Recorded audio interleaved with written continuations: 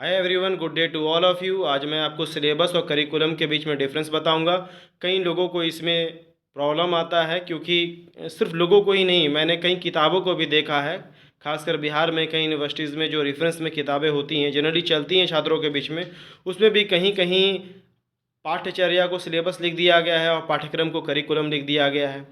और कहीं कहीं कुछ फैकल्टीज़ भी हैं या छात्र भी हैं, चाहे बीएड ही क्यों नहीं कर रहे हैं, बीएड करके एमएड भी क्यों नहीं चले गए, उनमें भी ये कन्फ्यूज़न लगा ही रहता है। क्योंकि शिक्षा व्यवस्था कैसे चलती है, डिग्री कैसे मिलती है, कितना उसमें चोरी होता नहीं होता, वो तो जानते हैं, मैं उसमें जाना नहीं चाहूँगा। लेकिन कभी कभी यूँ भी कन्फ्यूज़न तो क्रिएट हो जाता है। लेकिन काफ़ी एनालिसिस करने के बाद मैं आपको जो ये बता रहा हूँ वही ज़्यादातर लोग मानते हैं, और ये सही भी है कि करिकुलम ही पाठ्यचर्या है और पाठ्यक्रम ही सिलेबस है, जैसा कि नाम से ही स्पष्ट है।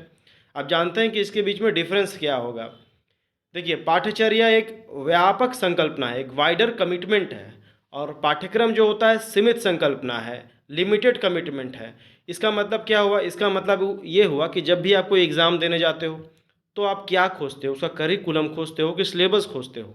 चाहे आप कोई कॉम्पिटिटिव एग्ज़ाम ही देने जा रहे हो या एकेडमिक ही पढ़ रहे हो, आपको ज़्यादातर सिलेबस से मतलब होता है कि सिलेबस देख लें, क्या क्या पढ़ना है वो उसमें दिया हुआ रहता है। लेकिन जो करिकुलम की बात ज़्यादातर लोग नहीं करते हैं, क्योंकि करिकुलम बहुत ही वाइडर कॉन्सेप्ट है। ठीक है, इसके अंतर्गत आपका सिलेबस आ जाता है। ऐसा नहीं है कि सिलेबस कुछ अलग है। एक्चुअली में करिकुलम का हिस्सा होता है सिलेबस। करिकुलम एक बहुत व्यापक संकल्पना होता है और पाठ्यक्रम एक सीमित संकल्पना होता है। ठीक है। दूसरा, करिकुलम में इसके अंतर्गत कक्षा के भीतर और उसके बाहर होने वाले सभी अनुभव शामिल है, जैसे पढ़ना, लिखना, खेल कूद, सभी तरह की क्रियाएं।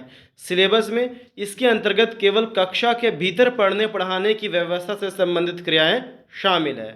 जाहिर सी बात है, अब सिलेबस देखिएगा तो उसमें क्या पढ़ना है, किस क्रम में पढ़ना है, किसके बाद क्या क्या पढ़ना है, कौन कौन से टॉपिक्स पढ़ने हैं, ये सिलेबस में रहता है। लेकिन खेल कूद, संगीत, कई तरह के कार्यक्रम, ना सिर्फ आपके कक्षा या विद्यालय में जो खेल के आप अनुभव प्राप्त कर रहे हैं, उसके बाहर भी आप छात्र जीवन में अगर आप अनुभव प्राप्त कर रहे हैं तो वो भी करिकुलम में आ जाएगा। इसलिए अब आपको समझ में आया होगा क्यों इसको व्यापक संकल्पना कहा गया। ठीक है।